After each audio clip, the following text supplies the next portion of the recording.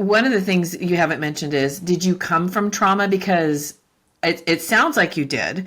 And because I know one question that's asked often of me is, if left unhealed, will unresolved trauma, will you go into if left unhealed, will you end up in like a domestic violence relationship? And Yes. yes. And it's funny because when my husband tried to kill me, I was like, okay, stuff happens, c'est la vie. And again, I was married for 15 years. This wasn't, a couple months or something. Right. And, one of my high school friends, who is my best friend to this day, he's like, you're not appreciating the gravity of the situation. So I went to therapy at his assistance. I was basically just trying to pacify him.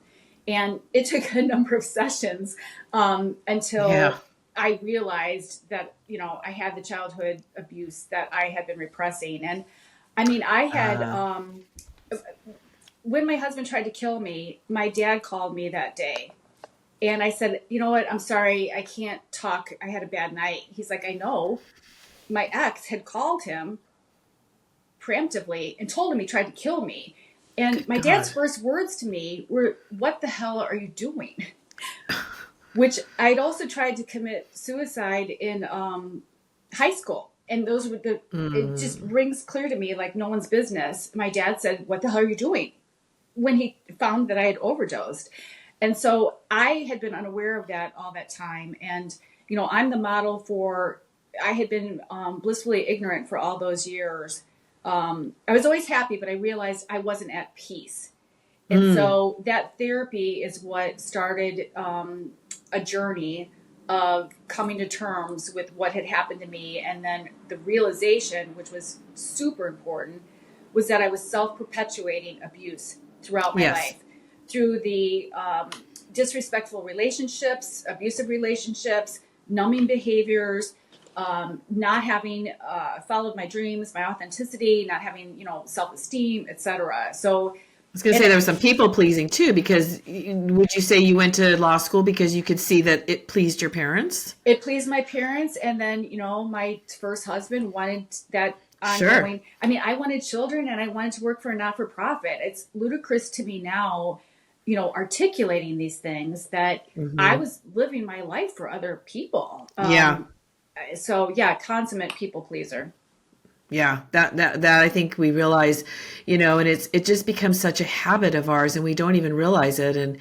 And I had to really slow myself down and to break that habit of looking at why I do things, the motivation behind why I'm going to go do this particular thing for this person, and really analyze that, because I definitely, and I used to be so proud of calling myself a chameleon too, which means I could become who I think you think I want, who I think Yeah. you want me to be. Yeah. And so I was never myself. I was never authentic. I didn't even know how to be authentic.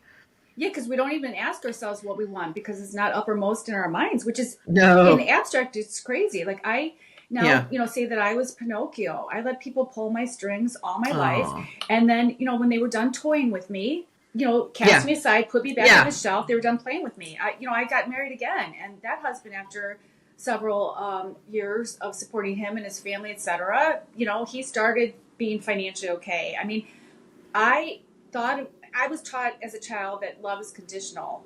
I was taught that, with my father, and then I was taught that my mother modeled self-sacrifice. And I don't think people realize, a lot of people objectively who don't understand our behavior, things that they see as red flags can be like flashing green flags to us. For Right. instance, my dad was so jealous that my mom used to sing me the song, "You Are My Sunshine." And she had to stop because it upset my dad. Fundamentally jealous. And so when I would have boyfriends who were really jealous, that was love to me. I would have friends who would be like, oh my God, this is not a healthy situation. I'm like, it never even entered my mind that there was anything Right. It wrong was your with it. normal. Yep, It was your normal. exactly, Mhm. exactly. And how else are we supposed to? This is what's modeled to us as children, and we have Yeah. deep programming.